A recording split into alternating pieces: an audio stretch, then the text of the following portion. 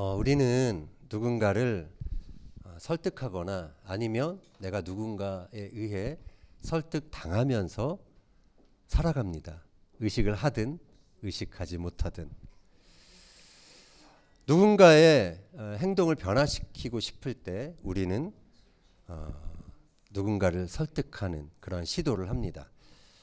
그런데 그 마음에 저항이 있는 사람을 설득하는 것은 쉽지가 않습니다. 버섯을 싫어하는 유창희에게 버섯이 참 몸에 좋다. 그렇게 아무리 설명을 해도 설득이 잘 되지 않습니다. 하나님께서는 저항하는 사람에게 어떻게 설득을 하실까요? 이번 주 토라 포션에는 좀처럼 하나님의 뜻대로 선뜻 그렇게 나서고 행동으로 옮기지 않는 그런 모세가 나옵니다. 이 저항하고 있는 모세에게 하나님께서 어떻게 설득을 하셨을까요? 우리가 함께 살펴보며 은혜를 나누고자 합니다. 당시 애굽이라는 현실에서 노예로 살아가는 이스라엘 민족이 한 200만이 넘었잖아요. 그 민족이 그 애굽 제국을 빠져나오는 데는 엄청난 힘의 전환이 필요했습니다. 당대 최강의 제국과 또 최고 권력자 바로가 너무나 강력하게 그곳을 버티고 있었기 때문이죠. 내 백성을 보내라는 그 모세의 말에 바로는 그들의 노동을 더 무겁게 합니다. 그것으로 그들을 더 괴롭힙니다. 이스라엘 백성들은 이렇게 가중된 노동으로 인해서 이전보다 더욱 신음을 하게 됩니다. 그들은 길에서 모세와 아론을 만났을 때 따집니다. 너희 때문에 바로가 우리를 더 미워하게 되었다. 너희가 그들의 손에 칼을 주었기 때문에 우리를 지금 죽이고 있다라고 모세와 아론에게 항변하고 있습니다. 자, 이런 백성들의 반응에 모세가 당황했습니다. 그는 곧바로 하나님께 나아가 그도 그 마음의 하소연을 털어놓습니다. 주여, 어찌하여 이 백성이 학대를 당하게 하셨나이까? 어찌하여 나를 보내셨나이까? 이렇게 화가 나고 또 당황스러워하고 그래서 하나님께 하소연하는 모세에게 하나님이 이제 설득을 시도합니다. 출애굽의 계획을 이제 그 비전을 모세와 나누시죠. 출애굽기 6장 1절을 같이 한번 읽겠습니다. 이제 내가 바로에게 하는 일을 네가 보리라. 강한 손으로 말미암아 바로가 그들을 보내리라. 강한 손으로 말미암아 바로가 그들을 그의 땅에서 쫓아내리라. 하나님은 지금 이스라엘 백성을 누르고 있는 그 바로의 손보다 더 강한 손으로 이 출애굽의 역사를 행하실 것이다라고 그렇게 말하고 있습니다. 또한 하나님은 모세에게 나는 여호와다라고 그렇게 자신을 새롭게 계시하고 계십니다. 여호와는 행동하시는 하나님, 성취하시는 그 하나님의 이름인 것입니다. 아브라함과 이삭과 야곱에게 하나님은 약속을 주신 하나님이셨죠. 그 믿음의 조상들은 약속을 받았지만 그 약속을 성취하시는 하나님을 경험하지는 못했습니다. 그러나 하나님은 이제 모세를 통해서 모세에게 과거 조상들에게 하신 약속을 이제 내가 행할 것이다. 여호와 하나님으로 그 일을 이룰 것이다 라고 모세에게 확증을 주고 있는 것입니다. 하나님은 구체적으로 자신이 어떻게 행동하실지 이제 다음과 같이 말씀을 하고 계십니다. 6절 7절 말씀 같이 읽겠습니다. 그러므로 이스라엘 자손에게 말하기를 나는 여호와라. 내가 애굽 사람의 무거운 짐 밑에서 너희를 빼내며 그들의 노역에서 너희를 건지며 편팔과 여러 큰 심판들로서 너희를 속량하여 너희를 내 백성으로 삼고 나는 너희의 하나님이 되리니 나는 애굽 사람의 무거운 짐 밑에서 너희를 빼낸 너희의 하나님 여호와인 줄 너희가 알리라. 여기 특별히 네 가지 동사가 나옵니다. 하나님이 어떻게 행동하시겠다. 호세티 그리고 뭐죠? 하살티, 엔갈티, 엔 라하크티. 히브리 동사 네 개를 우리가 좀 주목해서 살펴봤으면 좋겠습니다. 첫 번째는 빼내다입니다. 하나님은 애굽 사람의 그 무거운 짐의 그 밑에 있는 너희들을 빼내겠다라고 말씀하십니다. 이스라엘 자손이 고된 노동으로 신음했죠. 그들은 탄식하며 하나님을 찾기 시작했습니다. 그들이 그래서 부르짖는 소리가 하나님의 귀에 들리게 되었죠. 하나님은 그들의 고통 소리를, 신음 소리를 들으셨습니다. 그리고 그들의 조상 아브라함에게 하셨던 언약을 기억하셨습니다. 기억하시는 하나님이 이제 이 백성을 위해 행동하기 시작하셨죠. 우리 인생의 그리고 역사의 희망은 이렇게 기억하시는 하나님께 있는 것입니다. 애굽 사람의 무거운 짐은 사람을 노예로 살게 하는 시스템을 말하는 것이죠. 많은 사람들이 그 무거운 짐을 벗어나지 못한 채 많은 신음을 안고 살아갑니다. 노동의 짐, 죄의 짐 밑에서 신음하며 사는 것이죠. 이런 시스템에 잘 적응하며 사는 사람들, 맷집이 강한 사람들이 사실은 문제입니다. 힘들다고 탄식하며 하나님께 나아가 하나님께 부르짖는다면 하나님이 그를 위해 행동하실 텐데 너무 이렇게 강한 맷집으로 하나님을 찾지 않는다면 그것이 문제가 되는 것이죠. 하나님 앞에서는 그래서 약한 게 은혜인 것입니다. 하나님의 행동을 나타내는 두 번째 행동은 건지다입니다.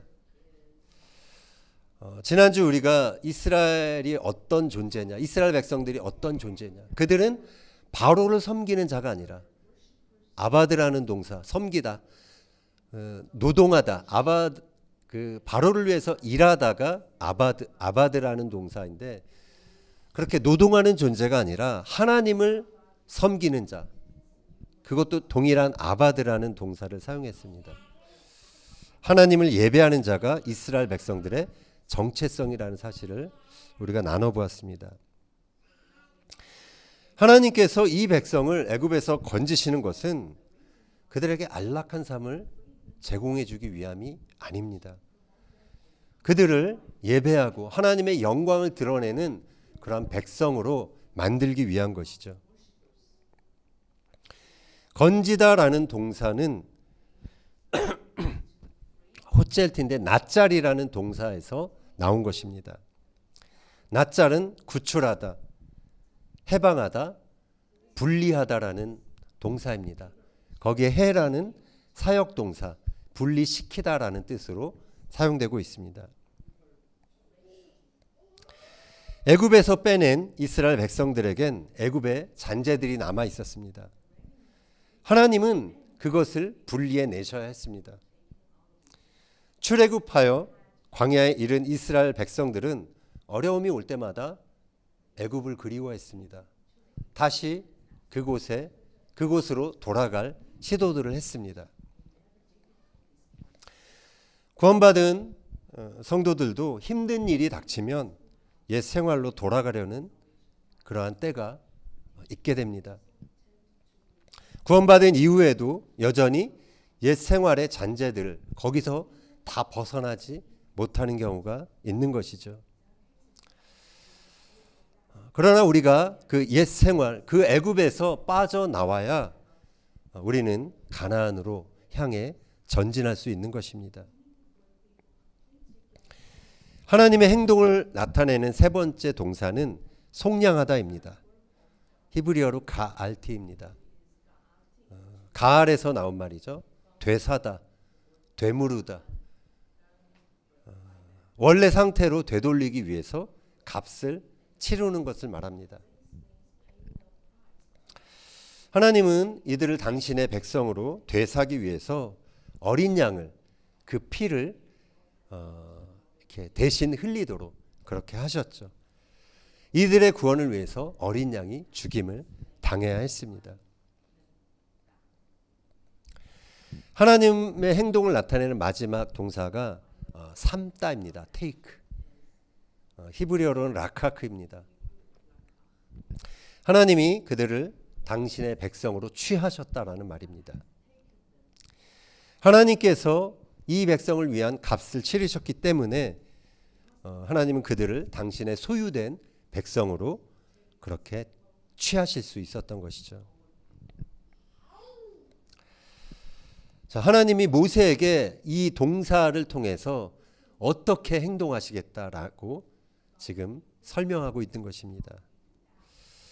이 동사를 통해서 하나님이 이 백성을 향한 그 마음이 얼마나 크신지, 하나님이 이 백성을 얻기 위해서 얼마나 그 안에 갈망이 크신지 우리는 짐작할 수 있습니다.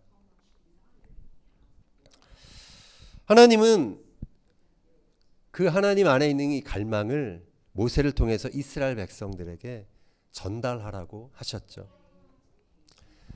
그런데 하나님의 이 갈망이 백성들에게 전달되지 않은 것 같습니다.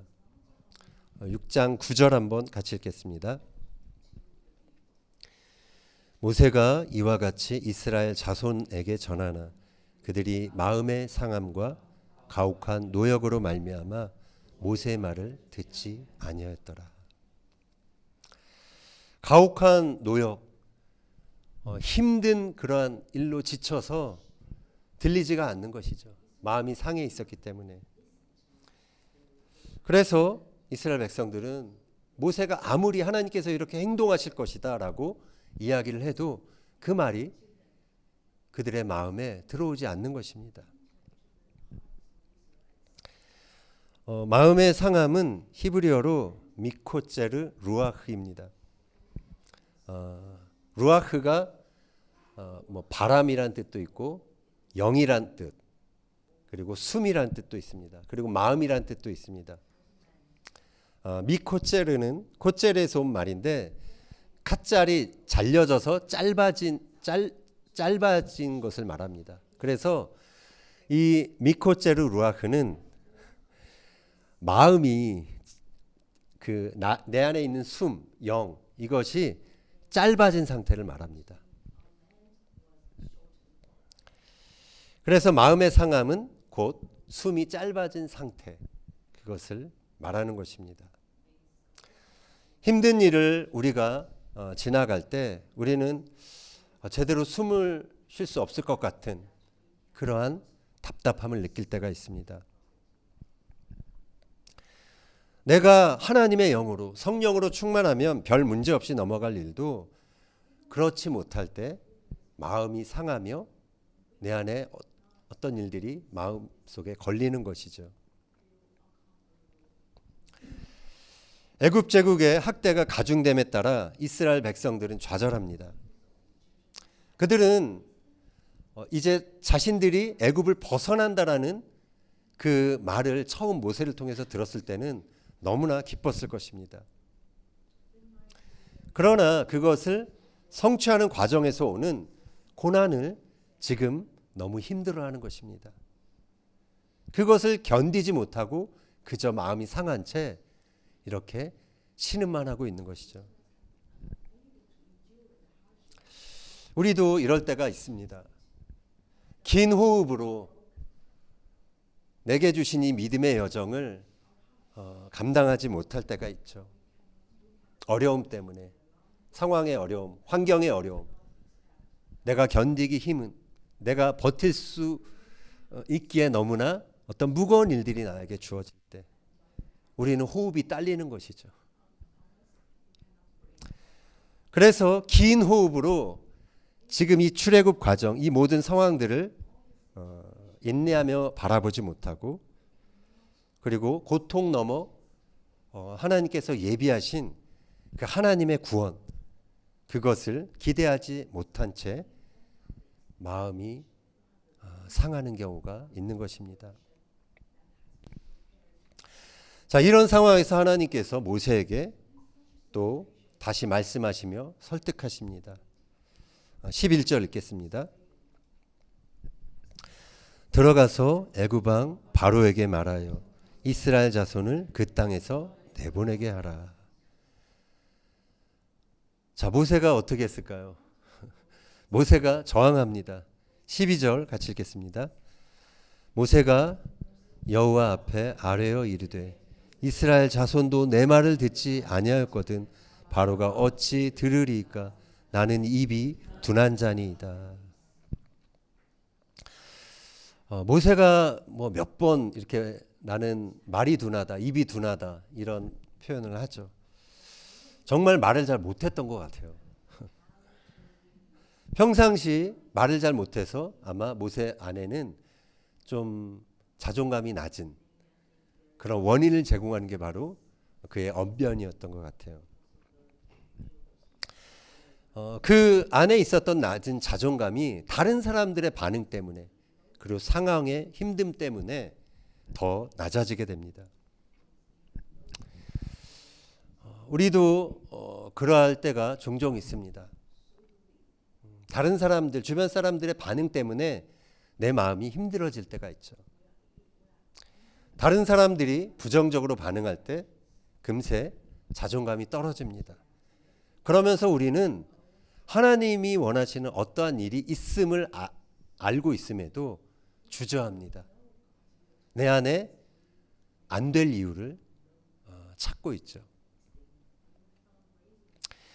하나님은 상심한 모세에게 다른 방법으로 설득하십니다. 여러분 한번 그 집에 가셔서 출애굽기 6장 부분 한번 읽어보세요. 갑자기 이제 이런 상황에서 족보가 나옵니다. 12지파의 족보가 다 나오는 것이 아닙니다. 장자 르우벤부터 시므온, 레위 지파까지만 나옵니다. 그리고 레위 지파에서 태어난 아론과 모세에 대한 그 족보를 자세히 설명합니다. 그리고 나서 결론적으로 이렇게 이런 구절이 나옵니다. 26절 이하 같이 보겠습니다. 이스라엘 자손을 그들의 군대대로 애굽 땅에서 인도하라 하신 여호와의 명령을 받은 자는 이 아론과 모세요. 애굽 왕 바로에게 이스라엘 자손을 애굽에서 내보내라 말한 사람도 이 모세와 아론이었더라. 자, 무슨 말입니까? 하나님께서 출애굽을 위해서 예비한 리더, 그들은 이 오랜 시간 전부터 예비하신 바로 모세와 아론이라는 사실이죠. 하나님은 이렇게 족보까지 나열하시면서 모세와 아론이 오래전부터 하나님께서 준비하신 인물임을 이렇게 말씀하고 있는 것입니다. 이것은 정말 강력한 설득이었습니다. 그럼에도 모세는 여전히 설득되지 않은 것 같아요.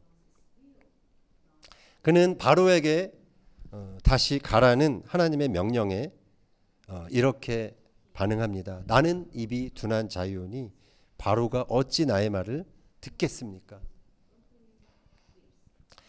그 당시에 애굽 제국에서 신과 같았던 그러한 존재였던 바로를 생각하니까 그는 또다시 기가 죽은 것입니다. 우리 역시 상황을 보고 환경을 보고 특히 나에게 힘을 휘두를 수 있는 그러한 권위자 앞에서 스스로를 낮게 볼 때가 있습니다.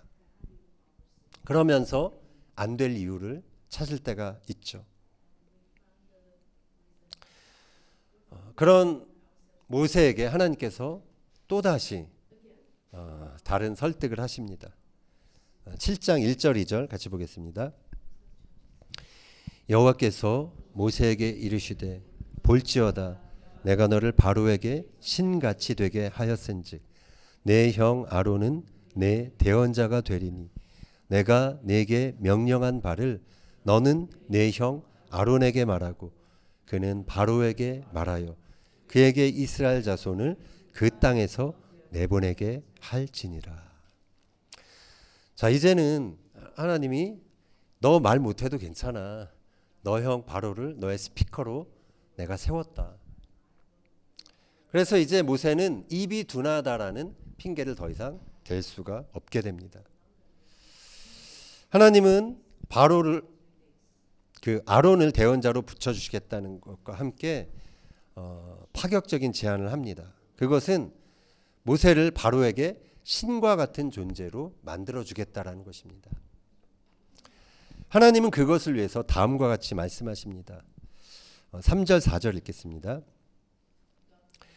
내가 바로의 마음을 완악하게 하고 내 표징과 내 이적을 애굽 땅에서 많이 행할 것이나 바로가 너희의 말을 듣지 아니할 터인즉 내가 내 손을 애굽에 뻗쳐 여러 큰 심판을 내리고 내 군대 내 백성 이스라엘 자손을 그 땅에서 인도하여 낼지라. 10가지 그러한 기적과 같은 재앙들을 통해서 이제 모세는 바로에게 신과 같은 존재가 될 것이라고 하나님이 말씀하고 계십니다. 하나님은 여기서 바로의 마음을 완악하게 하시겠다라는 그런 표현을 하십니다. 고대 이집트 사람들에게 마음이 완악해진다라는 것은 심장이 무거워진다, 무거워지는 것으로 그들이 이해했다라고 합니다. 하나님께서 계속해서 이렇게 바로의 마음을 완강하게 하겠다라는 표현을 여러 군데에서 합니다. 그런데 출애굽기 10장 1절을 보면 바로의 마음을 무겁게 하겠다. 카바드라는 동사를 사용하면서 그렇게 표현하십니다. 그래서 바로의 심장을 무겁게 하겠다라는 원어 그대로의 표현을 하자면 그의 심장을 무겁게 하겠다라고 하나님이 말씀하시는 것입니다. 우리 한번 잠깐 그 그림을 보면은 이번 학기에 그 이집트와 성경이라는 클래스를 들었는데 거기에 교수님이 이런 그림을 보여주셨어요. 이게 사자에서에 나오는 파피루스에 이렇게 그려져 있는 사파입니다. 이 사람이 죽은 사람입니다. 죽은 사람이 이제 사후세계를 들어가기 전에 심판을 받습니다. 그 이름이 이 아누비스라는 신이 데려갑니다. 그래서 저울에 이 사람의 심장을 달아봅니다. 심장을 따로 떼서. 그래서 심장의 무게가 마트라는 깃털보다 가벼워야 됩니다. 그 심장이 그 마트가 뭐냐면 진실 그리고 조화, 정의, 도덕을 뜻하는 이집트의 중심 가치입니다. 그 마하트라는 신의 그 깃털 한 가닥의 깃털보다 가벼우면 그는 의인이 돼서 오시리스가 다스리는 사후세계로 갈 수가 있는 것입니다. 그런데 그의 심장이 무거우면 이 앞에 암무트라는 괴물이 기다리고 있어요. 그가 그 심장을 이제 뜯어서 그 심장을 먹어버린다는 것입니다. 따라서 이 배경을 보면은 하나님께서 바로의 마음을 완악하게 하시겠다는 것은 그의 심장을 무겁게 하겠다는 것이고 그를 어떤 신적 존재, 의로운 존재가 아니라 죄인으로 심판의 대상인 죄인의 수준으로 그렇게 낮추겠다라는 것입니다. 우리가 이렇게도 해석해 볼 수 있는 것이죠. 하나님께서 이렇게 모세에게 너의 대변자를 주겠다. 내가 바로를 이렇게 낮추겠다. 이러한 하나님의 설득으로 이제 모세는 더 이상 핑계댈 것이 사라졌습니다. 그래서 결국 보면은 모세가 정말 이제 하나님의 설득에 이제 그의 마음을 이제 열은 것 같아요. 출애굽기 7장 6절 읽겠습니다. 모세와 아론이 여호와께서 자기들에게 명령하신 대로 행하였더라. 자, 이후에 보면 이제 모세와 아론이 하나님의 명령에 순종해서 바로 앞에 서고 어떠한 어려움 속에서도 이스라엘 백성들을 이끄는 그 출애굽의 지도자로 이제 주저함 없이 행동하는 것을 보게 됩니다.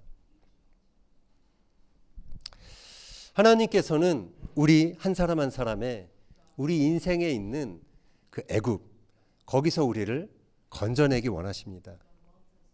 우리의 출애굽도 계획하고 계십니다. 우리를 빼내시고 건지시고 속량하시고 우리를 당신의 자녀로 취하기를 원하고 계십니다. 하나님은 이러한 출애굽 역사가 가능하도록 때로는 우리를 설득하십니다. 그러나 출애굽은 사실 쉬운 일은 아닙니다. 우리의 상식을 뛰어넘을 때도 있습니다. 그리고 출애굽 과정이 생각만큼 짧거나 쉽지 않을 때도 있습니다. 나 한 사람의 능력으로 쉽게 애굽을 벗어날 수 있는 것도 아닙니다. 사실 우리 스스로는 그러한 능력이 없죠. 상황과 환경에 눌리면 꿈도 꿀 수 없는 것이 바로 우리 인생의 출애굽인 것이죠. 사람들의 반응에 상처받으며 그래서 마음이 상하면 주저앉고 마는 것이 우리들의 삶입니다. 그러나 하나님은 우리 각자가 세상의 왕 밑에서 신음하는 자들이 아니라 하나님 한 분을 주목하며 그분을 예배하는 자로 우뚝 서기를 원하는 것이죠. 그것을 위해 우리 인생의 출애굽을 하나님은 원하고 계십니다. 하나님은 우리가 속한 공동체의 구원을 위해 행동하시는 분이십니다. 또한 출애굽의 도구로 우리를 각자 어떠한 영역에서 리더십으로 부르시고 또 하나님의 뜻에 순종하며 또 다른 사람들을 이끌라고 우리를 어떠한 영역에서 그런 리더로 세우시는 분이시죠. 여러분은 하나님의 부르심에 순종하는 사람이십니까? 아니면 이런저런 이유로 지금 머뭇거리고 있지는 않습니까? 제가 그 사랑의 교회 청년부 때 제자반을 하면서 가장 기억에 남는 친구가 있어요. 이렇게 성격은 되게 내성적인 자매였는데 이제 1년 동안 제자 훈련을 마치고 나서 청년부 같은 경우는 바로 이제 리더로 서게 되거든요. 리더 수련회를 끝내고서 리더로 서게 되는데 자매가 너무나 자신이 없는 거예요. 자신의 언변과 어떤 자신의 리더십으로 봤을 때는 리더가 된다는 것, 소그룹 한 10명 정도 되는 소그룹의 리더가 된다는 것에 대해서 너무 이렇게 두려워하고 있더라고요. 그래서 제가 하나님이 직분을 주시는 분은 하나님이시다. 하나님이 너를 이제 리더로 세우셨다. 그래서 말아먹어도 된다. 그냥 뭘 해도 된다. 그냥 말아먹어라 차라리. 제가 그렇게 격려했는데 그 자매가 참 오랜 시간 동안 묵묵히 그 그룹을 섬기는 그러한 역할들을 감당하는 모습을 계속해서 보게 됐어요. 그리고 지금도 이제 다른 그가 섬기는 교회에서 정말 평신도지만 계속해서 자기가 맡은 부분에서 리더십을 감당하는 그런 모습을 보면서 너무나 참 가끔씩 페이스북을 통해서 확인하면서 감사하는 마음이 있습니다. 출애굽의 과정이 쉽지는 않습니다. 그 과정이 어려울 수 있습니다. 최후의 구원, 최후의 승리를 바라보지 못하면 우리가 그 과정에서 낙담할 수 있습니다.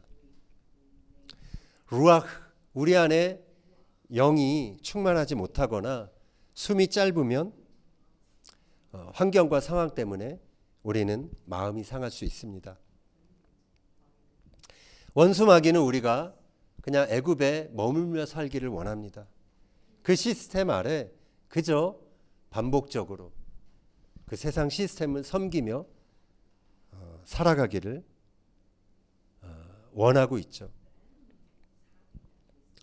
그러나 하나님은 우리가 그 모든 억압과 옛 생활에서 벗어나서 빠져나와서 하나님 한 분을 섬기고 하나님께 영광 돌리는 당신의 소유된 백성으로 우리 모두가 그렇게 살아가기를 원하고 계십니다.